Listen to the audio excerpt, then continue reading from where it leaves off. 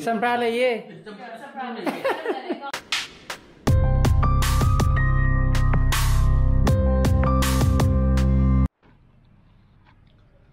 Good morning guys, welcome back to my channel. I'm Mirang-Mahum Khara. Leigi. Yahoboga. iPad ta thaba ma tawle ra ko. Arsena mo lakpong site gi. Adu mo type to ko mo group to mo thagali hai ni no gi hedi mi gi list ma semai ta ko school gi ko. Oda jumbra kopra amu WhatsApp to mo share to ro mi ne ro. No gi jumilla le do haina ro na ko. Ko cam to na haina to no dikhang di urgent di order ni. Ayo ji mata ta ka khalu bo nungsa tikatana yi saura asidi yam sadu sajin da saya male eng sagi lisem begitu ni mayam ai mata thanari ko chumila ni na mujhe moi se sebo ke dine moi ko tarau the jo class le di si spoye este yum yok tangari pung taram thoi agada min tara ka tangang ngai pung taram thoi degina taram thoi degini na ai class to oda pre mata ti sar mata hong to ki ge hong to ti sap abunga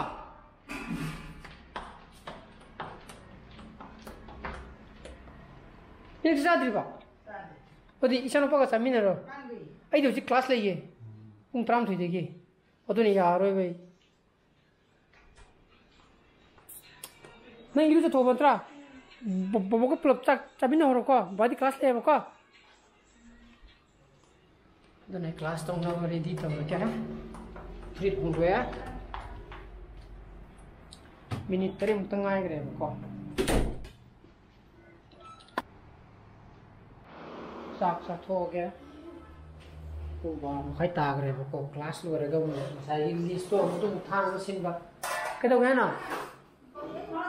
ये बहुत सारा क्या था फिर वो पोलो था दर सामने पड़े वो रात में बोले तो सोते हो सीले रहा सीचा अब वो ना सक्सा की गिरा मसाइन जंग तुनी के हवाई थोंग तुनी के ना साई है प्रभा हवाई थोंग मुने मुरो साबी का साग है बना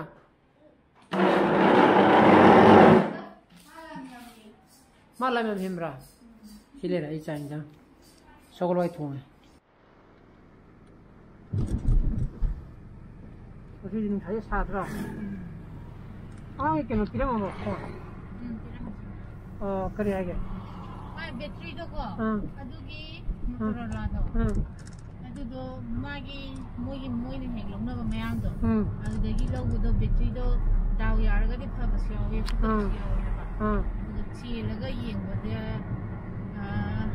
si laga yin sira akbe ka la ko ke ke ya de ko ina phone je hung haita hayin ita kiro ya bina se phone je puro ke ya de ke de yin ho de battery no point ko de ke ate lomu ya bane battery to khatam ne ganda bra battery to khatam ne ba ate ya to ate lomu ya ri bane ba ate chana phone ba phone no le motorola hai moto GC male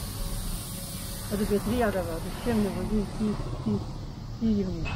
tem phone to ga ha go hai ate le mu ya bane sa ga sonya ci ni mo na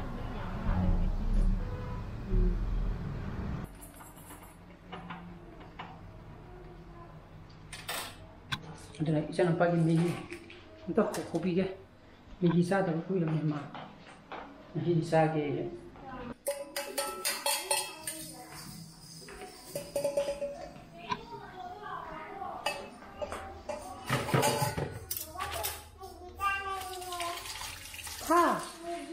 Migi saninya, nang coba haju itu lah. Se, ngai ngam diri je. Kamu tu luar apa ini. Se, tiga cah. Jadi tiga cah kami nak gua. Nang ngai dah pijak kan, pijak tu betul kan gua. Se. Kamu cina lagi baca. Migi luar apa? Migi.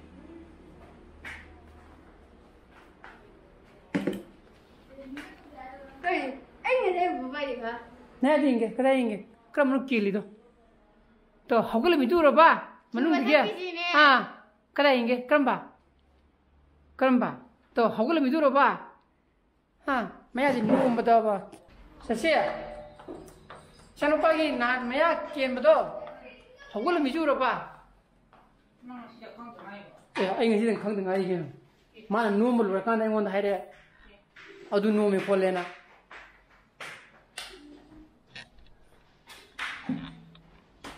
Mà mày khăn cũng bao giờ mày thì nung đến mày cái này có sáng này có sáng này na đâu cái này quy định mà biết phần quy định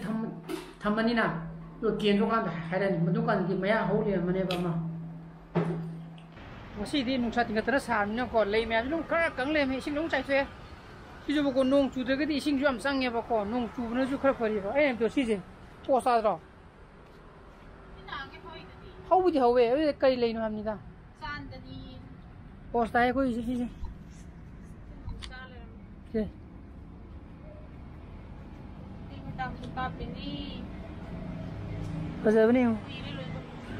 khui bu di khui de mayam Leigi ngana question kara hangbiri dina ada reply to photo hek prak tara bako id hai daga di ada sum taminara si mayam Paokhum do kramaka ngarang hanglak ko question do ko babina apoism nama hydrogen ziagi mana do yellow changle kari season nane makhong hojiti nong chu buni ne makhong do ising chot pra nam tang yeng biro adu cholaga di magi ka lebak to kanghan lo ko du kanghan bada adum magi yellow chang bada dum phabane adu na tabdi yellow chang anga pat pa oraga di panji side antang side thokri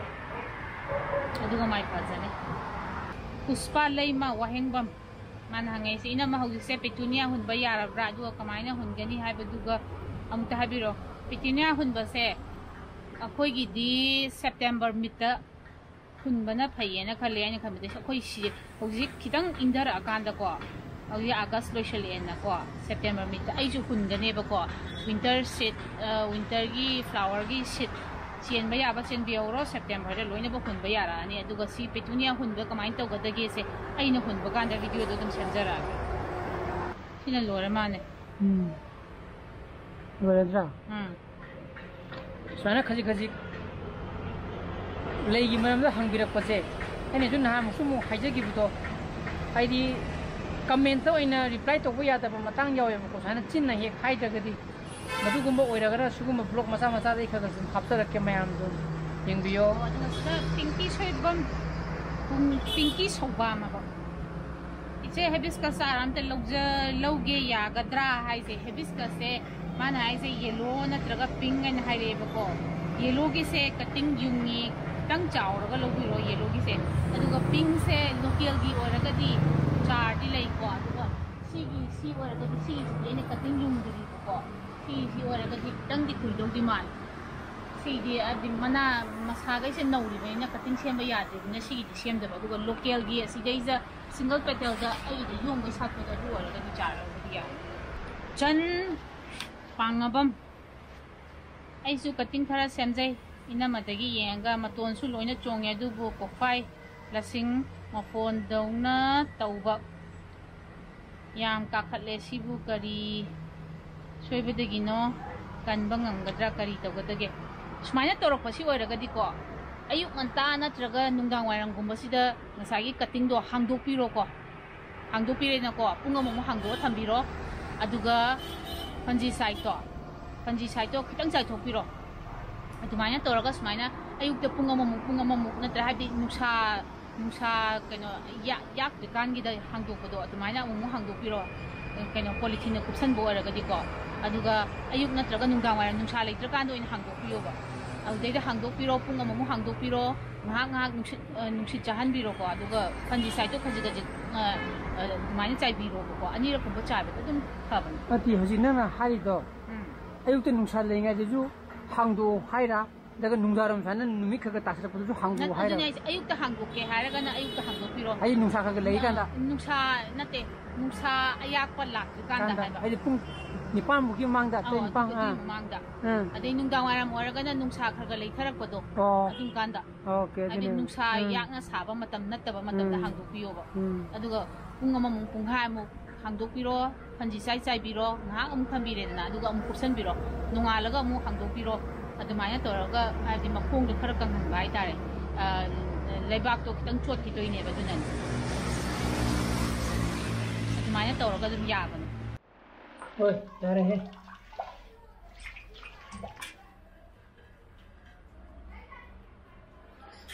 sing thanga ke lungge panau la kre ba mai yen lei de hai ne ba lai siang da ba ha ta đi nhà cô cái đuôi ba à ô anh đi lên cái đó phun ô cái sao cá kia đó cái sử dụng bộ phải sao nào cái nào u ra ba à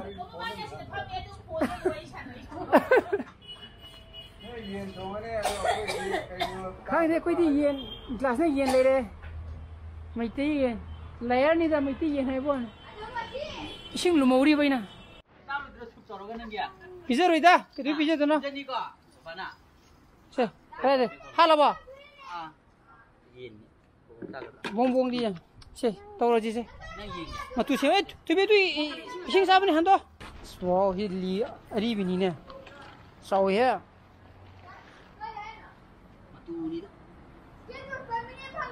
ma tu na sau ra ba tu bi ne hore si cha ga tra kamane cha du ba ma tan cha ga tra ne kamane cha du ba kamana jo pudi kamayo tu ba adana la li da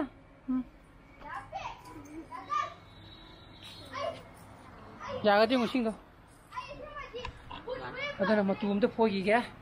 si din jang hau du ri mama bi na semi si on charo da na cha asiwin charo to ma so bi ne semi je siwin charo da na tu si asam no si on charo ya no hau bu ni si de Chimi. High five. Chimi ko bi mala santi ni ko santi bu za ya bra ne ya ti ko Ya santi jam hau ko za ni spra lollipop ka cha ni na lam hem bra a chi ja ni lam hem rong ba taro ji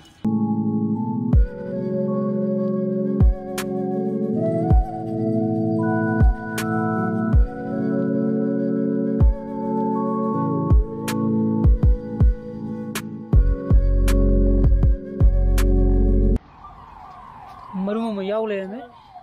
utha ba thang choi ko bra tano tan ban ga tu yam cha silu ko hen jam sab ya tana ba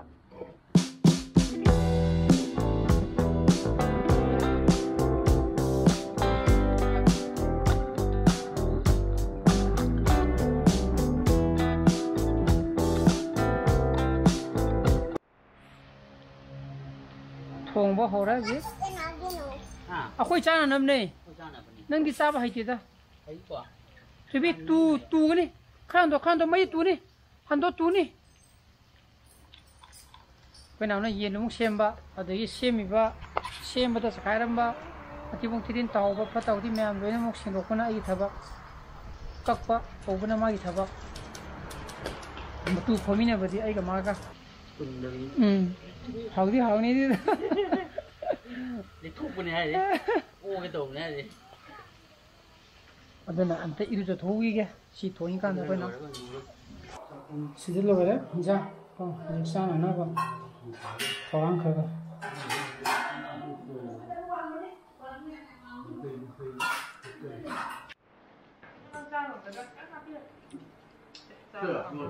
moi hana sa thok ra ai gi da cha ka mi ba ko ai da ai ko na sa da ba hau bro bunga dam si to hau bro ba ha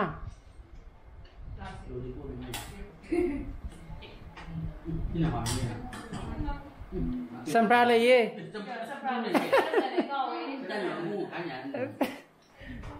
xin thấy hai video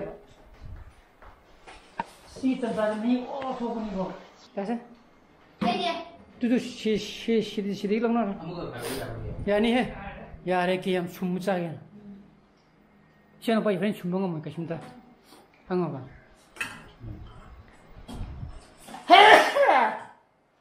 Khara salam jale. Ayo re. Belum jadi tu. Betul jaga lagi. Betul betul skin ni. Khara itu mah. Mana aku skin jam. Perlu hao ba? Hao perlu nggak? Perlu neng ni ni neng hiji hao perlu na. Ni tu nang orang macam ni. Tak tak. Iya macam. Saya tinta re, salam jale ya ta. Ni mudai.